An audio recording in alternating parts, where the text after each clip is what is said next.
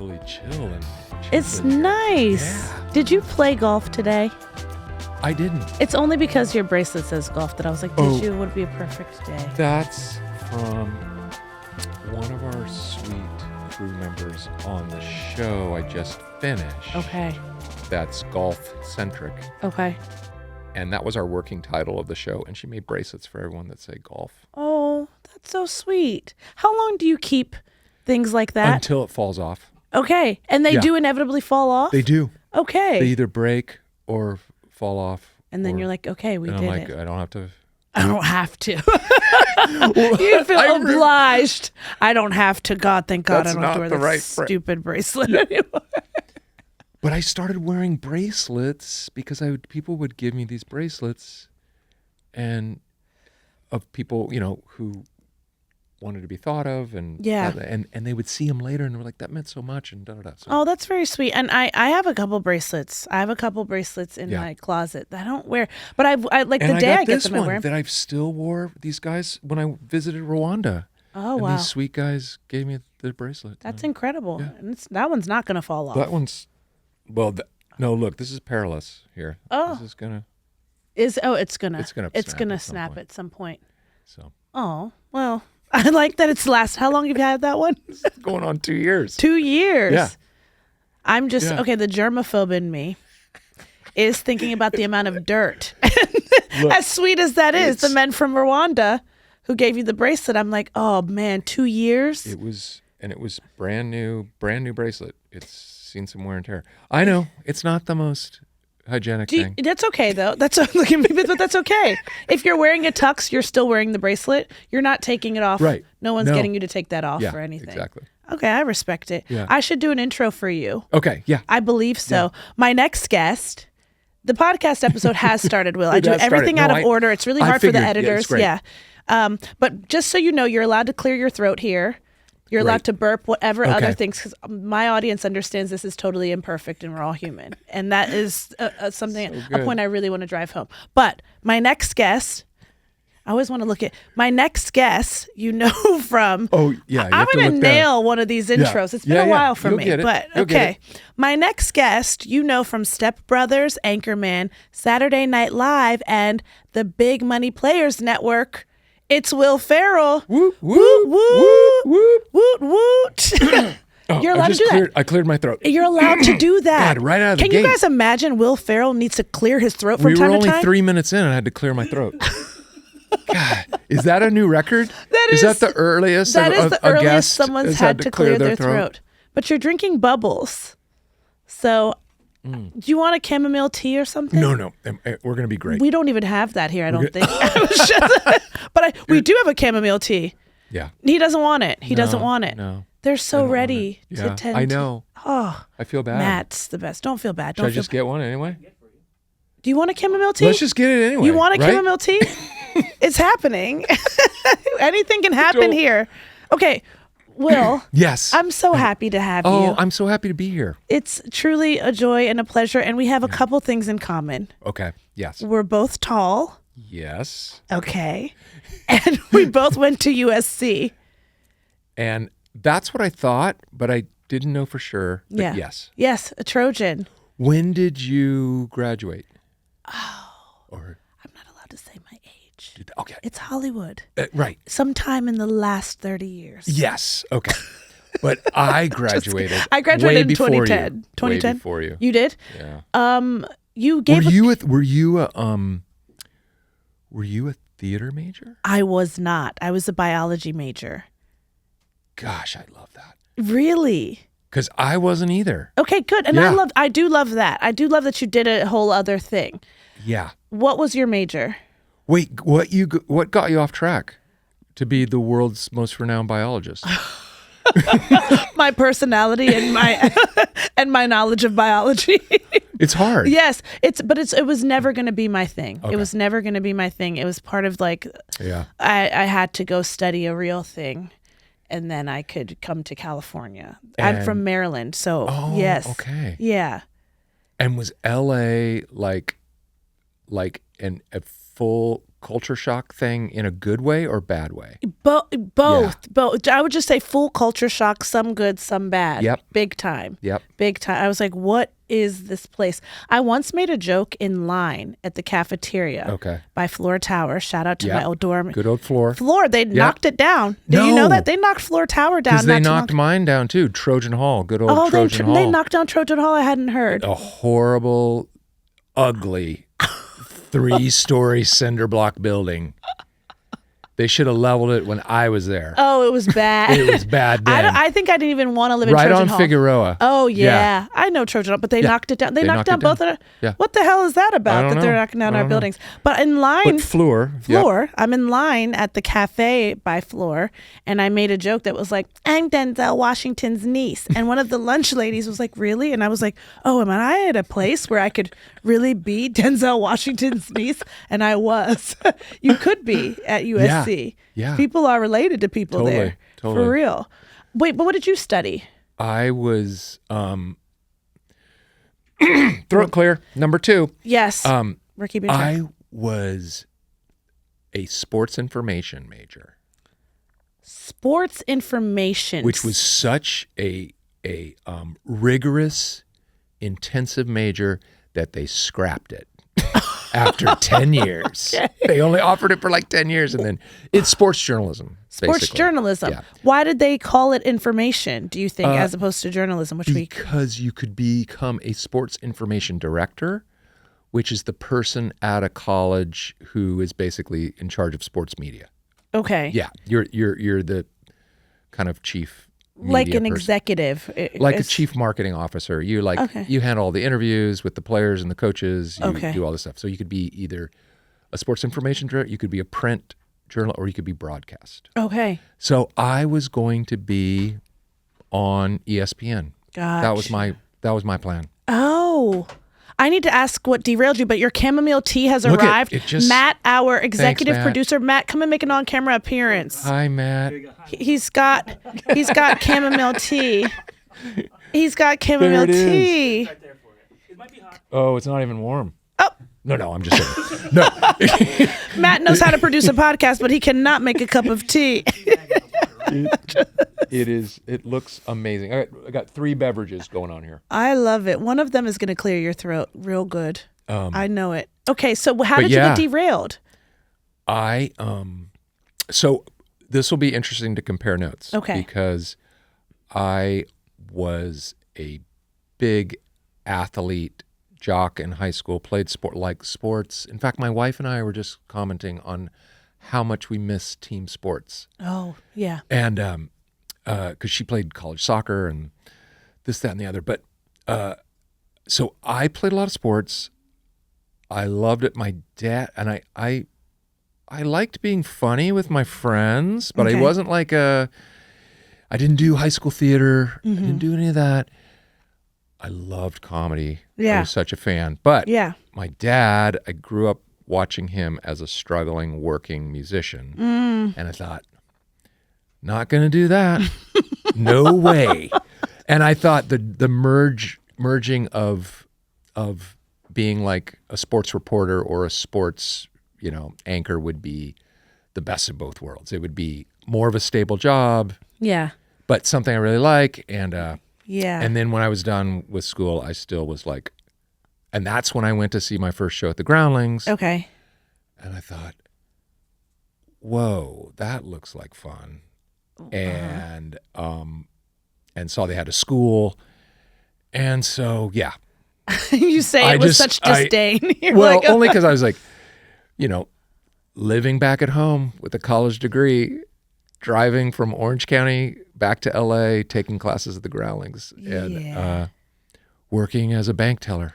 Well, that was noble. Yeah. That was respectable. I work at the bank. Yeah. But I was like, okay, I'm not going to do sports. Yeah.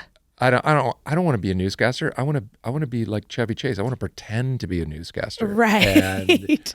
And so that's how I got derailed, luckily. Yeah. It's a good thing. We're all grateful. Just trust and believe that. We're very grateful you got derailed. You as an athlete, what was your main sport? What was the one you were like, I'm best at this? I was captain of the basketball team. Okay, no big deal. My senior year, no big deal. averaging 1.2 points a game. So that means just a lot of court time, a lot of tough defense. Okay. A lot of spirit. Okay. They weren't counting on me to score. Okay. So, and then I was a kicker on the football team. My friend this morning said to me about kickers. Yeah. Because we were talking about Kim Zolciak from Real Housewives of Atlanta, because we were watching some show and somebody mentioned Kim Zolciak. It's a very long-winded way of saying, she told me that like Kim was married to a kicker, and my friend says to me today, she goes, kickers, that's like the bottom of Kickers are weird. Okay, tell me more, because I don't know anything about sports. Only because kickers, it's either you go in there, you don't get, you never get hurt. You don't have to do all the hard things that the football regular guys have to do. Yeah. And you go in there and you kick this ball, and it's either glory or you miss it, and they hate you. Or they love you. But you're still an outcast regardless. Okay. Because even if you win the game with the last second kick, they're like, no way, that was great. But you still didn't even get your uniform dirty. Okay, so we had 1.2 points in a but I was I was funny with my team, so I was kind of like in the mix though. And then I played baseball too. Anyway, you loved sports. I loved sports. Yeah. You loved sports. I love sports. And 1.2 points. I just want to reiterate. Yeah, that's not a lot. It's terrible. At first, I was like, in high school, is it on a curve of some sort? No, no. That's just That means that's the average. So sometimes lower. So sometimes 0. Okay.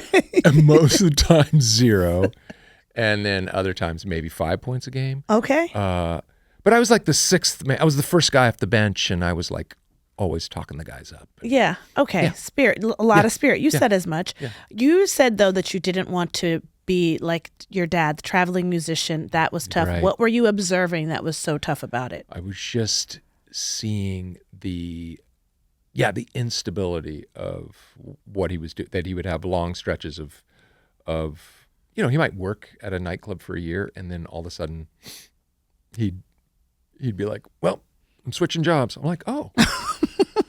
And now he'd be like, oh, did you not like that place anymore? He's like, no, they just said, we're good. We're getting a new piano player. Like, yeah. Whoa. Okay. That's hard. But at the same time, I loved watching him play, and he played on and off with the Righteous Brothers for 25 years. And so I'd see him do shows in Vegas and on the road, and that was like so cool. So I was being charmed the whole time, and but I literally was like, no, I don't know what my job's gonna be, but I'm gonna carry a briefcase. I want to have somewhere to be. Yes, exactly. Yeah. Was he supportive of your interest in comedy once you exhibited that? He was actually. Okay. He was. No, both my parents were encouraging, but they weren't. I wouldn't say they were like, you can do anything. Yeah. You're so funny. They were more like, when they finally saw, I kind of had to explain this place called the Groundlings, and I started doing a little bit of stand-up comedy. And did you do stand-up a lot? No, right it's before really I hard. got on SNL, I had done like an open mic. Yeah. I did one because I was like, oh, that'll be fun to dabble in this summer. Yeah. So like June of that year, I tried my hand at that, which I was like, oh no, sketch comedy is the way to go. Yeah. Safety in numbers. Okay. And, Yeah.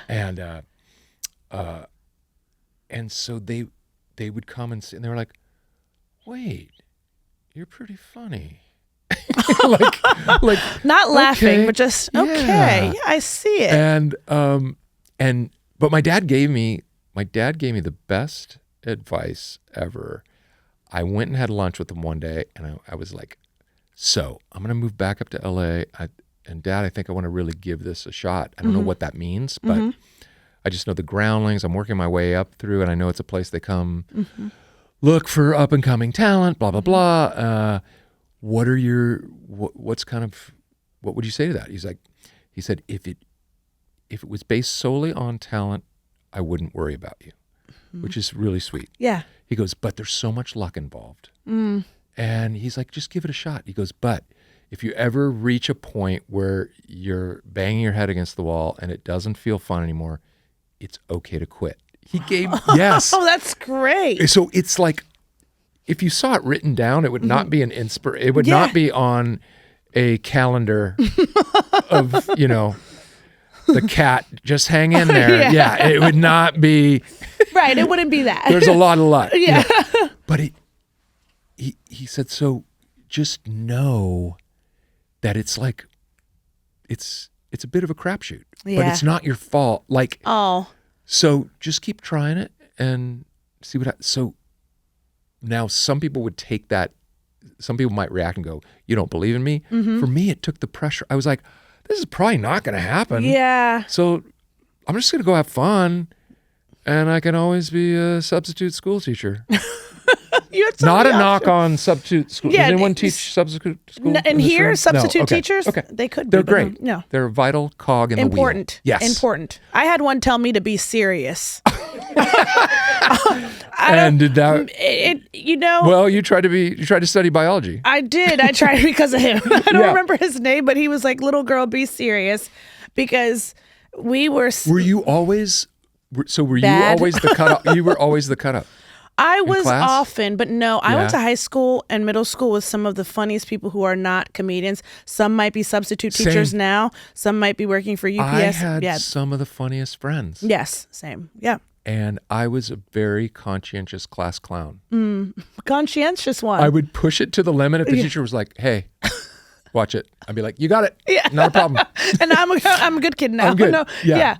I mean, I think it's interesting, though, when people are like, you work with all the funniest people. And I'm like, gosh, I wish you had known Aaron from my high school, though, too. Right. Yeah. Like, these people are really funny. I do work with some of the funniest people, but there's some people you don't even know that aren't doing comedy right now. 100%. Yeah. No, I had a group of friends. We would go to a party, a high school party. Mm-hmm. We maybe would have a beer. I don't know. But it wasn't about that. We literally would go and just start messing with people. And we just start taking, like, here's a for instance that made us laugh. We'd go into the freezer of whoever kid's house who's throwing the party and just start taking all the frozen food out and just piling it up and started microwaving the stuff. And then drunk kids would be like, what are you doing? We're like, and then we just make up stories of like, oh, so-and-so told me to just start microwaving frozen food. Just bizarre stuff. You were improvisers. To make ourselves laugh. Yeah. And now the trend continued. Did you actually do improv, by the way? Because Groundlings is largely sketch, right? It's yeah. And that was more the focus of especially when you're part of the Sunday show at the Groundlings, which is that, the B team before you make it to the main stage, you're writing 3 to 4 sketches a week. And it's just like which was such a good training ground for SNL. Oh, yeah. To not have to rely on, as you know, writers to cast you. You could at least I can figure something out for myself. It's almost the reverse of UCB, where UCB used improv to generate characters and sketch, and maybe you'd bolster it with writing later. This was the opposite. So I didn't really improvise until after I got on the main stage. And and to this day, that's still a scary proposition. Oh, improv for you? Yeah. I feel like you'd be great at it. I love doing it like on camera, but when I watch, like when they reopened, when I did ASCAT with you guys. Yes, I remember now. You were so incredible. Thank you. Holy crap. I was just watching you guys going, damn, they're good. I mean, but we used your source material, your stories, and your anecdotes. But when I was doing the monologue, so for your watchers and listeners, there's this show at UCB. Yes. And you have someone who you step out and the audience yells a subject and you have to just create a monologue. Yes, and it should be true. And someone yelled, I don't know if you remember this, yelled space. Now that you're saying it, I do remember. I actually do. Space. What? I was like, this is going to be easy. I'm just going to... Matt, can I get a chamomile tea, please? No, I'm kidding. I'm kidding. I'm just kidding. Okay, I'm kidding. I was totally blanking. I remember but I feel like you were putting so much pressure on yourself. I was just like... Did you feel the need to be funny in your... But it wasn't even... I knew it was like, this doesn't have to be funny. It can just be a story. I literally was like, space. Oh. Do you remember what you ended up telling us with the story? Remember. I think I remember something about watching one of the space missions as a kid that took place on my birthday, July 16th. Okay. And then July 16th, everyone. And by the way, when you said that, I'm not going to lie. I did clock and I thought, we'll have to shoot a text or something. Put it in the phone. And I also was like, my agent's birthday is July 16th. Okay, Will Ferrell and my agent. Yes. And she shares a birthday with her father. Okay. I shared a birthday with my grandmother. This is spooky. What's going on here? And my oldest son shares a birthday March 7th with his grandmother. Well, my birthday's March 10th, and what does that mean for any of this? March 10th. Surely you've got a relative. You know what March 10th... No. Y'all know what March 10th is. The day I was born. The day you were born. But space. Your birthday. I think it was space. On your birthday. And then for the second monologue, I think I called back my birthday again. July 16th. July 16th. Okay. Which I think I also share with the Crown Princess of Sweden. And I think I might have told a story of how I tried to send her a $20 gift card to IKEA. I think this sounds new and familiar at the same time somehow. And I tried to have my assistant call their office, and they did not. The Swedish royal family did not understand the humor in me sending a $20 gift card to the Crown Princess of Sweden. Okay, different kind of senses of humor. But maybe she'll watch this and know where that $20 gift card came from. You think she's watching my podcast potentially? I know for a fact. I assure you. I know for a fact. She's watching. Have you checked your numbers in Sweden? I haven't checked my Swedish number. Hey, Matt, can we pull up my this poor Matt? You're gigantic. My Swedish number. You wouldn't be able to walk around in public in Stockholm. Oh, my God. Really? Yeah. Oh, this is good to know. I should go there to feel something. It's it's ABBA. It's Skarsgård. And it's Egga. Those are the top three. Those are the top three. In Stockholm? This is huge. I'm going to get over there when I'm trying to feel something. Get over there. Wait, Will, I got to ask, though. Yeah. When you were trying to explain the Groundlings to your parents, right? Which is a hard thing to explain to anyone who's not doing comedy. Yeah. Because I know what the Groundlings The Groundlings is. Right. I know what the Groundlings is. But I know a lot of people might say to their friends or their parents, Will Ferrell. You know Will Ferrell, so he went there. That's what I'm going to go do. Who were you citing to your parents, if anyone? I was citing... or did you have anyone to? I was citing the fact that I knew a lot of people from SNL had come there, but like a Lorraine Newman from the original SNL cast. Yeah. Conan O'Brien did Groundling stuff. Pee Wee Herman.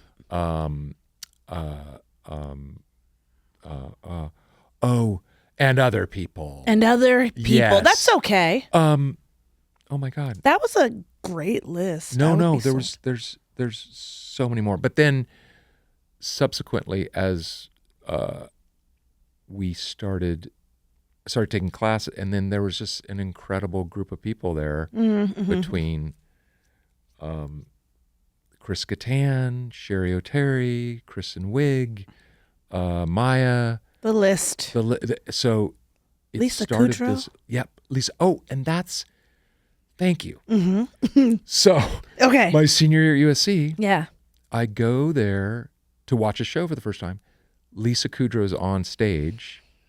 Prior to kind of that character she'd play on Friends the character she played on Mad About You. Okay. That she was like this waitress, this dingy waitress that then got her the Friends thing. But I was like, this woman's incredible. Holy crap. Good. And, there were great people like Patrick Bristow, Mike McDonald, Tim Bagley,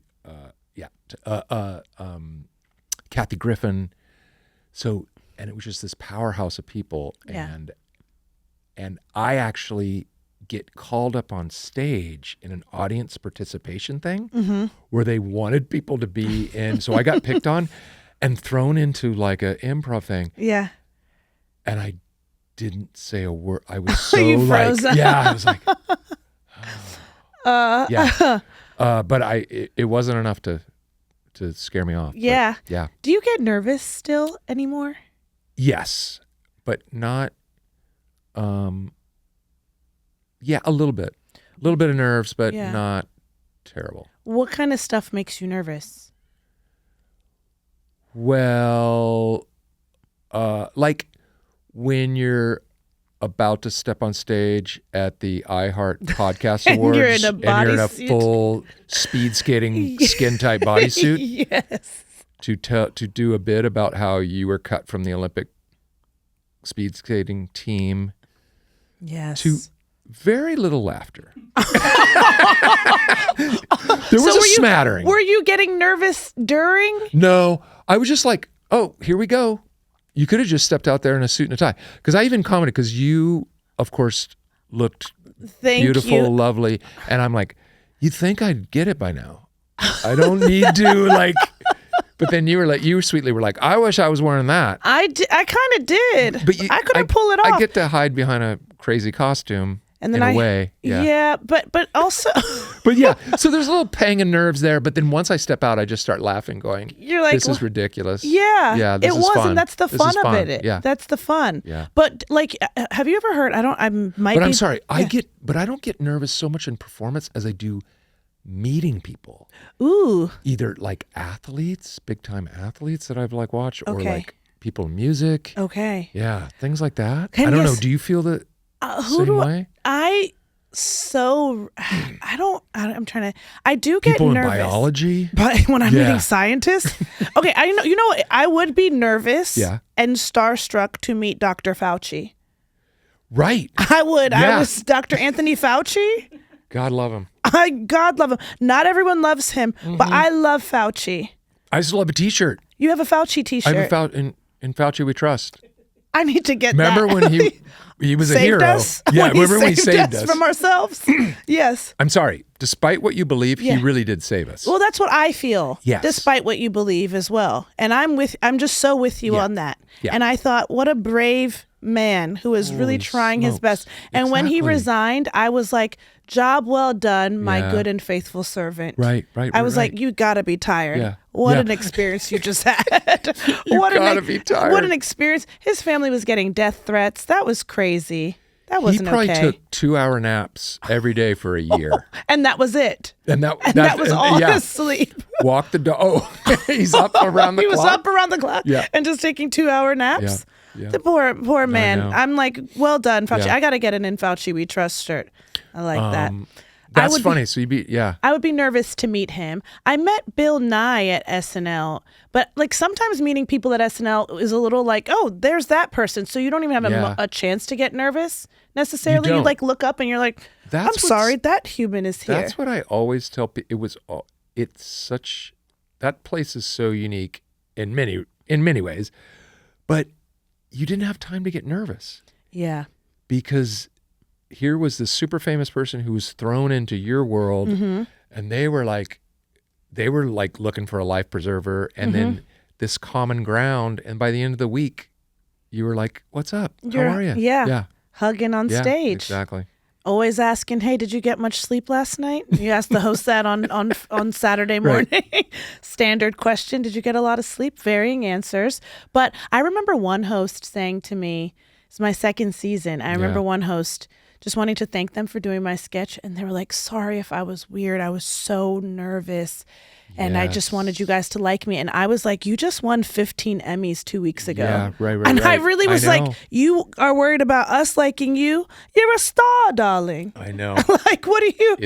And that was fascinating. I think in that was just a pivotal moment for me, because I was like, "Oh, they come in here and they're coming on our territory and are like, we want you this to thing like." that seems so after you've been there for a while, just seems like no big deal. But it's to step into that environment. Yeah. How did you know when it was time to leave? So much hate on the internet. Are you being serious? No. I was gonna say but I did have a really good lesson in when I looked online. My first season on the show, I looked on one of those dumb lists that who knows makes up. Sure. And they were like, ranking the cast in order. Oh. And someone had sent me a thing, and it was really favorable. Okay. And I was like, oh, that's so nice. And then I was like, oh, let's search some other stuff up. And then the next thing I pulled up was like, I hate him. Someone should drag him behind a car. Like it was like the duality of the internet. Like, yes. And I never looked again. Really? Yeah. Oh, you've been so disciplined as to not. And I had horrible personal reviews of my very first show. Yeah. And it was like most annoying newcomer. Oh. So I was like, oh, I have a decision here. I could really take it to heart, or I could just laugh at it. So I just kept it on the door of my office as just like to remind me, like, look, just have fun. Yeah. As many people that like you, there's just going to be just as many people who, but anyway, what was the point of my story? I'm hanging on your every word, but it was when did I decide to leave? I don't know. To leave. Yeah. I was on for 7 seasons, and it was just it was kind of like, okay, I think this is a good time. Yeah. And but it's not like I had this pile of scripts waiting for me. Yeah. I had shot Old School, but Great. that was being pushed, which is never a good sign. Yeah. They were holding on to the movie, which is like, okay. And then the only other thing we were working on was we were developing this script that needed some work about a guy raised by elves on the North Pole. And so that was the only other thing that was even a possibility. Yeah. And so it wasn't, I just was like, you know what? I have some momentum right now. Let's go test the waters. Okay. And Lauren tried to convince me to stay. Did it almost work? No. Okay. Yeah. He sweetly tried to, and I was like, I think I should just, you may be right, but I'm going to try. You had to go see. I think it worked out. I'm really happy. Yeah. So far. I'm like, so far, so good. Yeah, it worked out. But you seem to have also really good perspective, even when you talk about the critique and putting that on the door of your office and just kind of laughing at it. How? I don't know. I just, it kind of takes the power away from someone coming out. I just end up laughing, going, God, someone took the time to be that mean. It's kind of funny. And I remember reading a review by Roger Ebert for Step Brothers, which is so delicious. It was like, please do not watch this movie. Do not rent it on DVD. Do not tell your friends about it. That a film like this is horrible for filmmakers, for the film industry in general. It's literally the fall of Western civilization. It's mindless and terrible. But we'd gotten enough fun reviews to balance it out that it was just like, yes. It was just like a badge of honor. Okay. Yeah. So has any review ever hit you but felt like a gut punch to you, honestly? There's been times where someone has with all the best intentions. I used to have a publicist who'd be like, you should read the so-and-so review on the thing. It's pretty good. What they neglected to say was the first paragraph was how much they've hated me and everything I've done. Oh, perfect. And this was really surprising. Well, he actually does have talent. Yeah. Okay.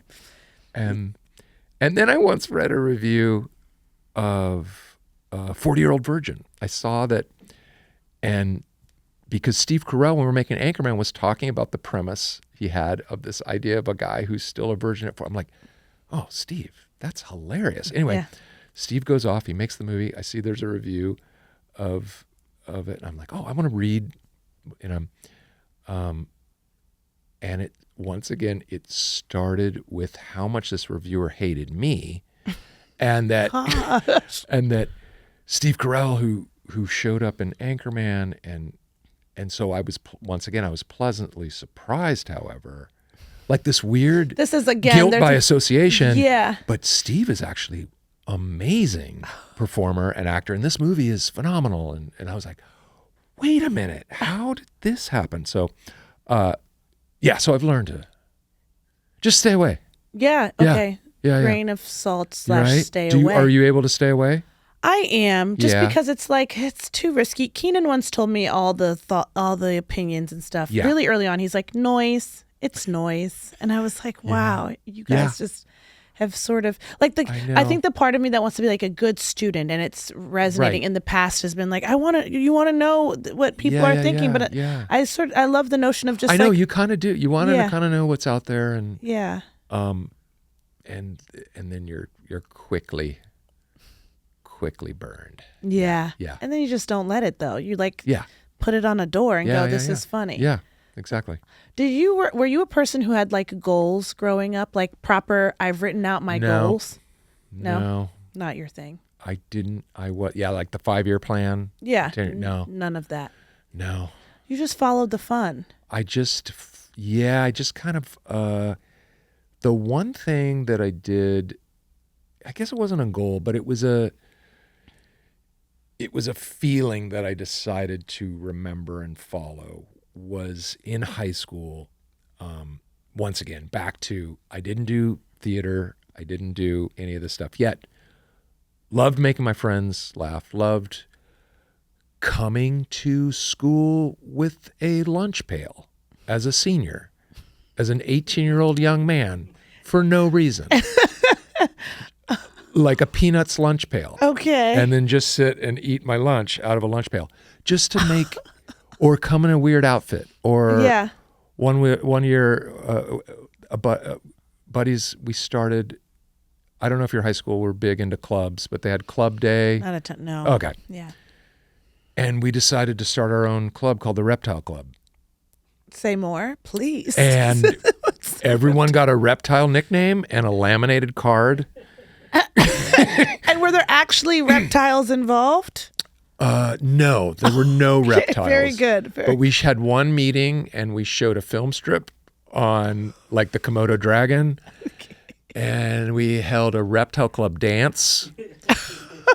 Who went to that? We had like 200 kids show up for the reptile club dance. You're kidding. Yeah. How many kids were at your high school? 1,000. More. Eight, almost 2,000. Yeah. So my graduating class was like 500. Okay, so 10% of the student body showed up to reptile dance. Yeah. Okay, I'll take it. Okay, that's fine. Sorry. So anyway, I was always doing almost Andy Kaufman performance art stuff. Yeah. And a buddy of mine, my friend Bart, our other friend Steve, was the student body president.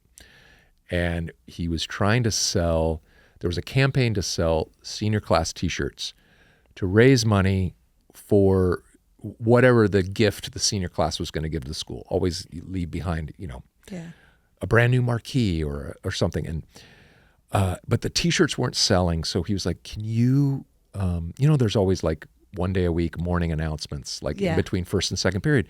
Do you guys think you could think of like almost like a radio campaign to sell these?"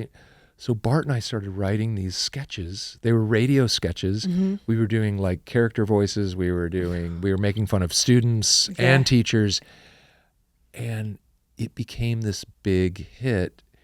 And, but I remember sitting there crafting what was like a paragraph. And I thought what what felt like 20 minutes to me, I looked and it was midnight, and I'd started at like 8 o'clock that night. Oh, wow. And I thought, oh, that didn't feel like work. Yeah. And I should remember that writing this little piece of comedy and rewriting and so not a goal per se, but remember that I was like, I should hang on to that. Yeah. And still too afraid to admit that I think I want to do comedy, but I still was like, I held on to that little exercise. How long did it take you to telling your parents was one thing, but telling like friends, I want to do comedy. And did that feel scary at all? No, because I just was like, kind of like, a little bit in my own world. And then, as you check in with people, like, what are you up to? Oh, I'm taking classes at this thing. It was too hard to explain. Okay. So, and then as I started performing more and I could invite people to shows, then it became a thing where like, oh, this is what you've been kind of working on the last couple of years. Yeah. But I had a lot of friends who were like, oh yeah, doesn't surprise me. Yeah, suits you. Makes sense. We were waiting for you to. We always knew you were a comedian. Yeah. So, where do you fall in the sibling lineup? Do you have siblings? I have a younger brother. Okay. And then a much younger sister. Yeah. You're the oldest. I'm the oldest. I feel like it's often the youngest who goes off and does. Are you where are you? I'm the youngest. Of how many? 4. You're the baby. I'm the baby, and you gotta love me, So you were fighting for a tent. You were like, yeah, and no one cared. Here. And they're significantly, now it's not as significant. My oldest brother is 8 years older than I am. Yep. And then my brother closest in age to me is 5 years older than I am. Yeah. So they I was just like a little pest. You were like a little pipsqueak, running around. Yeah. My oldest brother's like in high school. I'm in elementary school. Right. No one, I was entertaining myself, but I got to do whatever. So it's just interesting because I feel like oftentimes the story for people is I was the youngest and I'm the one who went off and did the acting thing and the comedy thing. Yeah. Are your siblings in entertainment at all? No. Okay. Yeah. Not at all. No. Yeah. No. And your wife loves sports as well, but I don't want to talk about my wife. Cut this part. I'm not gonna. We're not gonna go there. We're not. No. I was like, lovely, that's fine. No problem. See, that was good acting, right? Wasn't that good? Give this man an Come Oscar. On. But comedians are good actors. We don't get enough credit. Tell people. That's what we're trying to tell. Give comedians Oscars. People in Sweden know that about you, but I know. I gotta get home. Over there I gotta get home and do some Ibsen. He's Norwegian, but anyway. Some bits, $20 gift cards, IKEA, the meatballs. The meatballs. Oh, people don't talk about the Swedish meatballs enough. They're good. Yes, my wife. Yes. Vivica, how did you meet Vivica? I met Vivica in an acting program. Really? Down at there's a theater down in Costa Mesa. You said that like you were pissed at me. I met Vivica in an acting program. Damn it. No, I don't know why I had that emphasis. I loved it. I think it was more my discovery of that revelation. Okay. There's a place, South Coast Repertory Theater. Okay. Down there. If you've ever been to South Coast Plaza, I have been to the mall.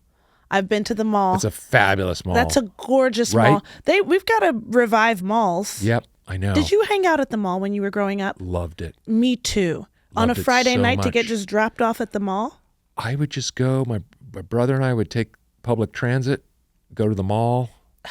And were you even buying stuff? There's another great one in Newport Beach called Fashion Island. I've been to Fashion Island as well. Isn't that a great one too? That's a beautiful. Open air. Stunning mall. Stunning. That's a good mall. Okay, sorry. Vivica, South Coast Repertory. So South Coast Repertory is a really great Tony Award-winning regional theater company, and they have, which I grew up going to see shows. My mom would occasionally be a docent there. Oh, wow. And I know, she forced us to see like Chekhov, like 10 years old, watching The Seagull. Going, okay, I think I follow it. Yeah. What is this? You're so cultured. Yeah, I know, so cultured. And after post my graduate years, which is kind of, you know what? My mom was very progressive in the sense of I graduated from college. I moved back home. She's like, no sweat. Let's just treat this like graduate school. Mm-hmm. And you just need a job to pay for like gas money. Otherwise, I'm not going to charge you rent. Yeah. Yeah. So I started taking the classes at the Groundlings, but she also gets me a scene study class as a Christmas present at this South Coast Repertory, because they also taught classes, and I loved it. I'd never had just done basic scene study class. Yeah. I signed up for the next one, and then I started talking to the teacher. She's like, you should do the professional conservatory program in the summer. It's like a 10-week mini like drama school, like 5 days a week, voice, movement, script analysis, scene work, all this stuff. Wow. And she's like, they always need guys. In other words, you're not that good. No. I go, but how do you audition? Like, you just need to do like a classical piece and so I memorized like a Shakespearean sonnet. I did a sonnet, and then I did a scene from, oh gosh, what was that play? They made it into a movie with Rob Lowe and Jim Belushi. Is it called About Last Night? No. Matt's Googling. What was that? What doesn't Matt do? About Last Night. Good memory. Okay. And is that also the name of the play? Or is it? I would have never something gotten with Chicago in the title. The title of the play is Sexual Perversity in yes, Chicago. Sexual Perversity and there's a really famous monologue. So I did that, and so I got into the program, and then I saw this beautiful woman who seemed really stuck up, actor type, doing like vocal warm-ups in the hallway. Okay. Like red leather, yellow leather, red leather, yellow leather. She must be a piece of work. Meanwhile, she's looking back at me like, who's this weirdo frat guy who wears his hat backwards? Were you in a frat? I was. What frat were you in? Delta Delta. Sounds made up. Delta I'm like, what? You caught me. Okay. No. All right. No, okay. It's real. It's real. Okay, sorry, but continue. Yeah. Paint the picture. Wait, were you in a sorority? No. Oh. But I thought about lying. I thought about being like, I'm his tri-delt, Delta Gamma. But I feel like you would like run a sorority, like with your personality and your. Thank you. Yeah. People my freshman year at SC, like doing Rush, I believe it is. Yep. I was like, I don't understand this. But God bless the sororities and the fraternities. And I said it because I don't want those communities to come from me. God bless. So God bless. So you were in a frat, okay? But frat guy, anyway, hat turned backwards. Yeah. And, okay. And then I knew I had another friend, our mutual friend, Sarah, was like, and I was in there was two groups, the red group and the blue group. Okay. And Vivica and Sarah were in the red group. I was in the lower Republican. Group. They were Vivica in the blue. Yes. Okay. Super Republican. Okay. And anyway, Sarah was like, I met that tall blonde girl. She's actually really nice. And I'm like, okay.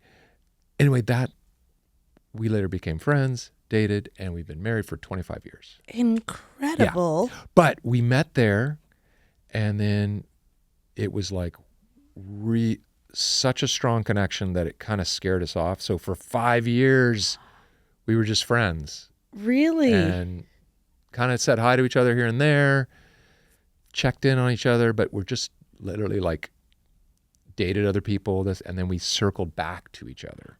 Okay. Yeah. You spun the block, as the youth say. Okay. I felt, that was my goal. I was driving over here. I'm like, I'm going to spin the block. Yeah. I'm going to make sure I spin the block. Yeah. Well, so I spun the block. You did spin the block. You already did it. You spun the block over 25 years ago when you and Vivica started dating officially. How did you take it from friend zone? Because, well, we were dating, and it went from friend zone to it went from 0 to 60 right away. Oh, okay. Yes. Oh, so while we were in the program. While you were in the program, we were like, we were an item. Okay. But then when it kind of fizzled. Did you do something wrong? I didn't. The guys always do something wrong. She kind of had the foresight to break up because we talk about it now because she was like, we were too young. Were we going to get married? No, we were like 22 and 23. Okay. And she was like, it was just too, like, we were too young. So you guys were not together when you were at SNL? You were? We just started again. Oh. When I started in 95. And how was that? Did she move to New York with you? Nope. No. You did long distance? Yeah, we did long distance. Tell me what it was like for you. It was totally fine because Really? I went back to LA every summer. Okay. She would come out. We'd go back and forth because, that schedule, there's so many breaks. There's so many breaks. And we just were like, made it work. Even you didn't feel the like weight of the stress of the job. No. You're just an easygoing guy. What's your sign? July 16th, we know. So wait, don't tell me. I'm not going to. I don't know much. I love to ask everyone their sign. We should change the name of the podcast to What's Your Sign? Because Pisces. I'm a Pisces. You, my friend, I'm going to say you're a Leo. Nope. Damn it, that's the end of July. Okay, stand by. Okay. No, stand by. It's coming to me. June, Gemini. You're a Gemini. If you're not a Gemini and you're not a Leo, what could you be? A crab from Maryland. Okay, because that's where I'm from. Yep. Okay, for the listeners, Will is gesturing. For the viewers, lucky you. Crab. Okay. Lateral movement. Lateral move. Libra's October. I'm just going to go through them all. I'm sorry. It's hard outer shell. Cancer. Yes. Ah, okay. Soft inside. Ooey gooey. Ooey gooey, but like crunchy outside. Kind of approach things laterally at times. Yeah. Very loyal. Okay. But if I have to use my pinchers, I'm not afraid to use my pinchers. You use your pinchers? I have. You've used your pinchers? Did that spin the block too? That did not. Unfortunately, I don't know how to put this, but no, that didn't spin the block. That wasn't spinning the block. That wasn't quite. It wasn't not, but it wasn't it either. Okay, so but you're so like chill and easygoing, and I'm wondering how are you? Is Vivica like this also? She is. Just and easy. She's a Taurus. Oh, Cancer and Taurus, bull. really good match. Yeah, okay. Are you into You're into astrology. I kind of love it. I'm not super in, but I was like the kid. I discovered the horoscope in the paper, and I loved reading the horoscope a day late. Okay. To be like, I did find a lucky coin on the street. Whatever. Yeah. Okay. I did have a satisfying meal. Yeah, right. I was like, wait a minute. That's way too general. Yes. Viv's not so much, but okay. I kind of think it's fun. It's fun. That's what I say. That's what I say all the time. But now I know what Cancer is because I didn't have that in my mind. Cancer and both love the home. So you're a bit of a homebody. Totally can be. Okay. Like love just hanging out. But I like to take a good trip. I like to get out there too. Freaking A. Yeah, He likes to say, freaking A. I like to take freaking A. Don't give me that look. I didn't say that you didn't. I'm not a shut-in. I didn't say that you did. But you, I think it's fine that you met Vivica in acting school. I think it's good, and I believe you that you like to take a good trip. I'm not wielding any accusations your way. This is just my face. Okay. This is just my face. Don't read into it. Even though I'm an actor and I'm supposed to be giving. Yes. Are your kids in the biz? My oldest son is a musician, and he's Magnus Ferrell. He's That's a good name. Damn. He's got music out there right now. I'm plugging Magnus right now. Plug. Shamelessly, Dad. Very talented singer. So he's trying to do his thing. Yeah. And then my middle son is a freshman at USC, and he's into possibly doing some acting stuff. Okay. And then my youngest boy is still in high school. Got it. South Coast repertory bound? You never know. Hard to say. But you go with the flow, so it kind of doesn't matter. It doesn't matter. Because you'll have their back. But I'm happy if they're happy, whatever they're Parents gonna do. say that, but do you feel you understood that expression until you had your kids, or like you've kind of always? Probably not fully. Yeah. I kind of don't. I run across some parents who are like, they want to study philosophy, but how do you make money doing that? I'm like, let them do philosophy. I think there's so much mental angst out there right now. Yeah. If young people can just find, like, they'll figure out how to, make a living somehow. But if they're passionate about something, it doesn't matter. Yeah. Right? I think so. I've seen friends go to like medical school and be absolutely miserable, but it's like the thing their parent wanted them to do. And they thought, it'll get better. Yeah, I'll at finally, some point, and they'll have the stability. And I'm like, miserable. I definitely think chasing the joy is the way. Yes. Is truly the way. This is a perfect segue to a segment I like to call That's Nice, But What About Me? Okay. And I just check in with my guests to be like, and how does that hit you? Aggressively or just to the point of chasing the joy. Honestly, I was earlier saying to somebody, I met with Hannah, who we may work with soon. Yes. Okay? Right. I just had coffee with Hannah, and I was saying we were trying to decide in the pastry case if I should get anything or if I should just stick to the matcha. And I was like, I'm trying to be healthy. Yeah. And be conscientious about how much carbs I consume. I just decided this like 2.5 weeks ago. It's not for me. I like eating. Okay. Will, and I'm like, chase the joy, right? That's okay when it comes to food. But you look fantastic. Well, thank you. But there's like being mindful about, there's things that my body legitimately can't digest well, struggles to digest. But I'm like, but I feel such joy when I'm eating. From a pastry. Yeah. From a almond croissant. An almond croissant, a raspberry croissant. Sure. A buttermilk scone. A pain au chocolat. A pain au chocolat. Yeah. A macaron. I don't, half a banana bread, half a loaf of banana bread. Zucchini bread, Will. Done. Excuse me? Done. Done.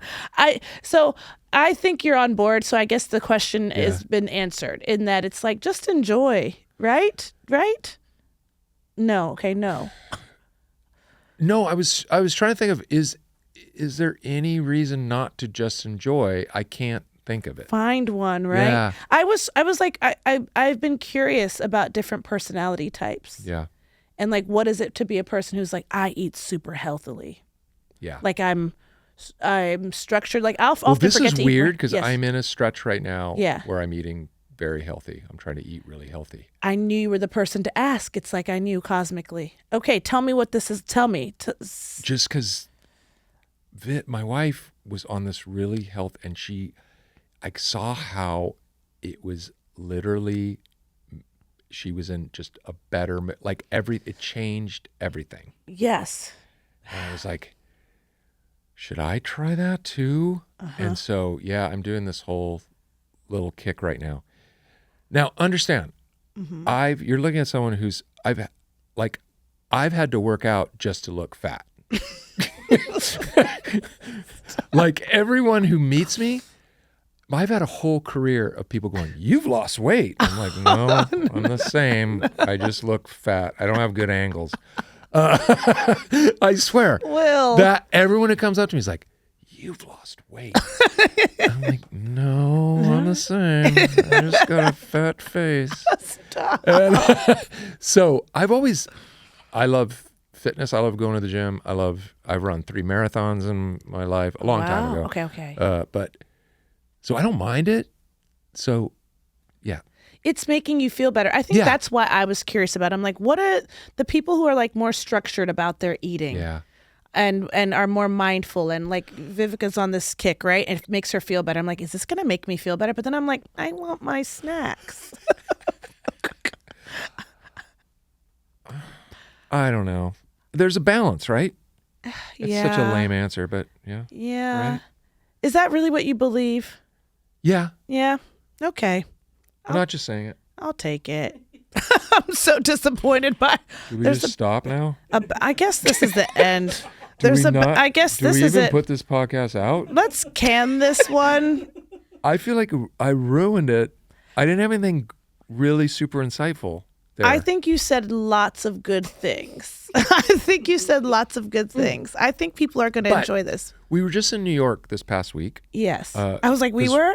No. I actually was, though. You were? So why did I freeze up? When did you get back? To LA? Yeah. Yesterday. Okay, yeah. We were there Monday through Friday. Okay, wow. What were you... Okay. Have you been to this... Indian restaurant in Midtown called Ambassador's There's Club? Clubhouse. Will, get out of here. Have I been? No. You know what? I'm obsessed with Gymkhana in London. Because I'm going to tell you, I asked Michael Che for a food recommendation. Yeah. This is just the silliest thing because I love food. Yeah. And Michael Che goes... And I was like, unlikely source. I'm going to ask Michael Che where I should eat in London because this guy doesn't care about anything. Yeah, I love him. He doesn't care. Of course. But he goes... Gymkhana. But it ended up being and so I've many heard people that place is phenomenal. It's incredible. So I have so many foodie friends who gave me all kinds of extensive lists, and Michael Chain is like, Gymkhana. I went there. I haven't stopped thinking about it. That team has opened up Ambassador's Clubhouse in New York City. I was trying to go last week. So we went with friends. Yes. And we took the boys, and because they're very, thank God, adventurous eaters and love, but I allowed myself to go off it was so good. I had everything. I ate everything. And it was good. It was delicious. And you have no regrets about it. No regrets. That's what I'm saying. But I think maybe did I purge in the bathroom after? Yes. The normal way. The normal way. That side. Yep. Not that side. Yep. To be clear. All right. You got to make sure out the bottom side. If you're watching, you can see this. We're pointing that way. If you're not watching, we're pointing at our butts. Okay. But no. Yeah. I was like, I'm not staying on the plan tonight. Imagine you go delicious. to the Ambassador's Clubhouse and you stay on your plan. And I have one chickpea. Ugh. Get him out of here. Get him out. I would if I went to dinner with someone cartoon style. Get out by the collar. By the scruff. Yes. Yeah. Get out of here. Yeah. I don't believe in that. That's interesting. So you know your food places. Which is why I'm like, why would I ever try to pretend to be a girl who's like, and this morning I ate I don't really love breakfast. So I'm like, what last week number of friends got calls from me being like, what is everyone eating? And they're like, what's the nature of the question? I go, how many times can a girl eat eggs in the morning? I said, and I'm polling friends. I said it to a friend on Saturday. He goes, Ego, you asked me this on Wednesday. And I was like, sorry, I forgot I already talked to you about this. What are people eating? Because I'm like, what's everybody eating? I just every once in a while go through this like, what is everyone eating? I don't want to eat eggs. If I have to eat another piece of salmon, I know. Again, and I love salmon, but how many times in a week can one eat salmon? Right. Yeah. But I'm privileged. Yes. But it is a privilege and an honor we can even have egg this conversation. And salmon. Yes. And Will, I think this is a perfect place to get me out of here and get you out of here before I say something bad. Oh yeah. I'm just kidding. No. Thank you so much. Thank you so much. This has been a pleasure. Oh my God. This is so fun. Thanks, Will. Yeah. Appreciate you. My pleasure. Thanks, Dad is a production of Will Ferrell's Big Money Players and iHeart podcast. I'm your host, Ego Nwodim. Our producer is Kevin Bartelt, and our executive producer is Matt Apodaca.